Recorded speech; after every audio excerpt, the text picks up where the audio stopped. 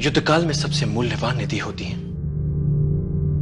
सूचनाएं और जानकारियां। शत्रु पक्ष की सूचनाएं और जानकारियां हमें बहुत कुछ बता सकती हैं, और जब हम इन्हें प्राप्त कर लेते हैं तो ये हमारी व्यूह रचना को बल ही नहीं देती, आधार भी देती हैं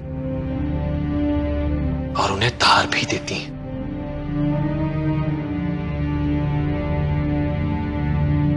सामरिक महत्व की असरदार सूचनाओं के बल पर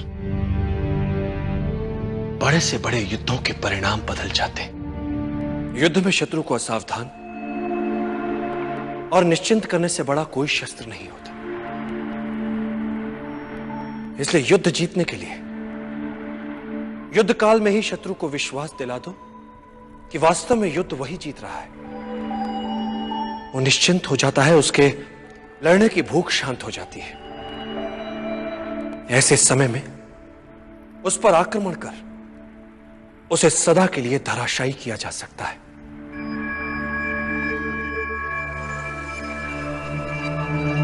सदैव याद रखो, युद्ध कला को मुख्य 5 तत्व नियंत्रित करते हैं।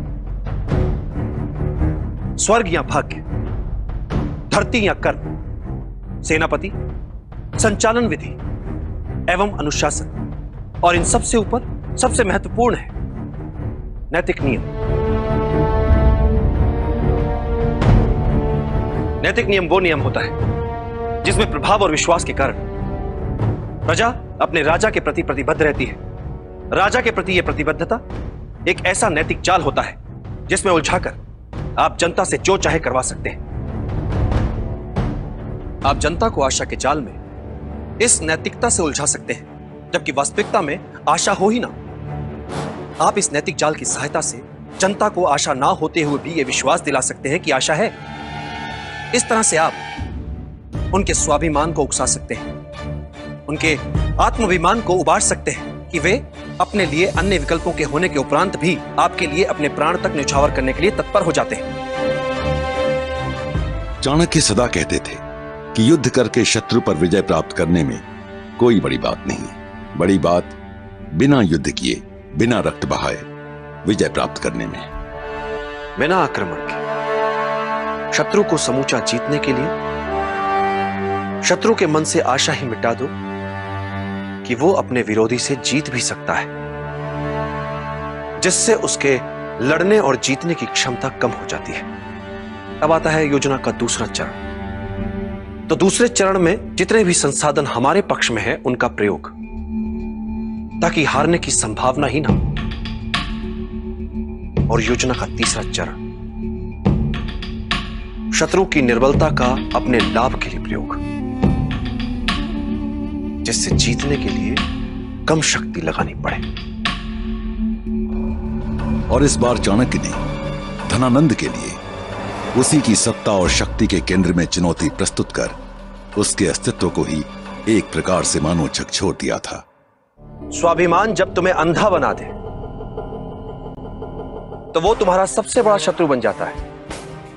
वो तुम्हें हिंसक बनाता है, तुम्हारे अंदर क्रोध उपजाता है।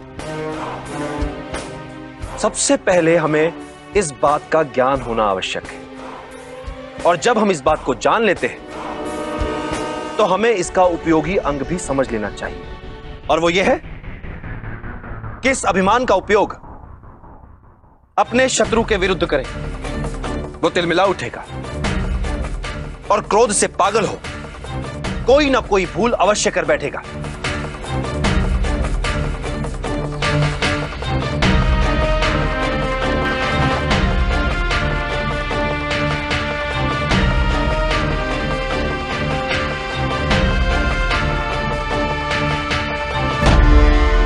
युद्ध कौशल युद्ध नीति का प्रतिबिंब है।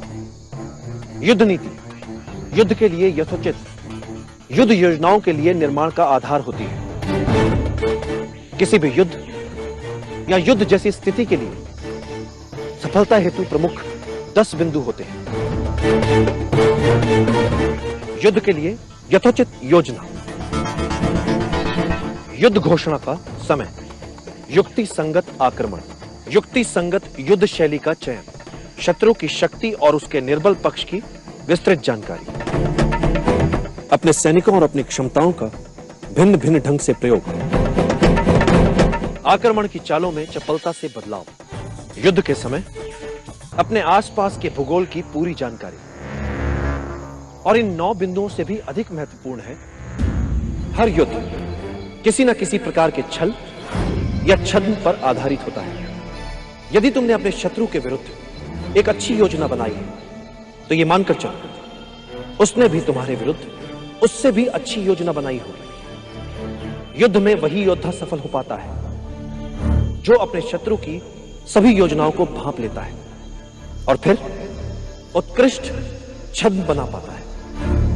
जैसे जब तुम आक्रमण करने वाले हो तो शत्रु को लगना चाहिए कि तुम अभी आक्रमण की स्थिति में नहीं हो। जब शक्ति का प्रयोग करने वाले हो तो शत्रु को लगे कि तुम निष्क्रिय हो। जब तुम शत्रु के बहुत निकट हो तब उसे लगना चाहिए कि तुम शत्रु से बहुत दूर हो। और जब तुम दूर हो तो शत्रु को लगे कि तुम उसके अत्यंत निकट हो। शत्रु से अपनी सही स्थिति छिपाकर छल से उसे अव्यवस्थित करो और शत्रु जब अस्थिर हो उस पर वार करके उसे कुचल दो।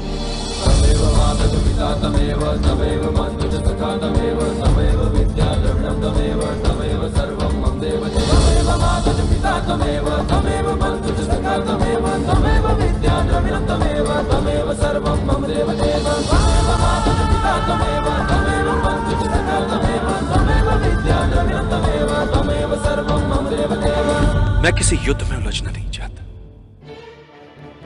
किंतु मगध जैसे साम्राज्य में यदि हम उनसे बिना लड़े अपने आप को बचा नहीं पाए, ऐसे में मगध से सीधे युद्ध के अतिरिक्त हमारे समक्ष और कोई विकल्प नहीं बचता। इस युद्ध का सबसे बड़ा संकट, सबसे बड़ी समस्या है हमारे अंदर बैठा भय, अज्ञात से भय जो अतार्किक है, क्योंकि अज्ञात जैसी बात होती ही नहीं है। बातें मात्र कुछ समय के लिए हमसे छिपी हुई हो सकती हैं। कुछ समय के लिए हो सकता है कि हम उन्हें समझ न पाए, तो इससे भय क्यों पाले मन?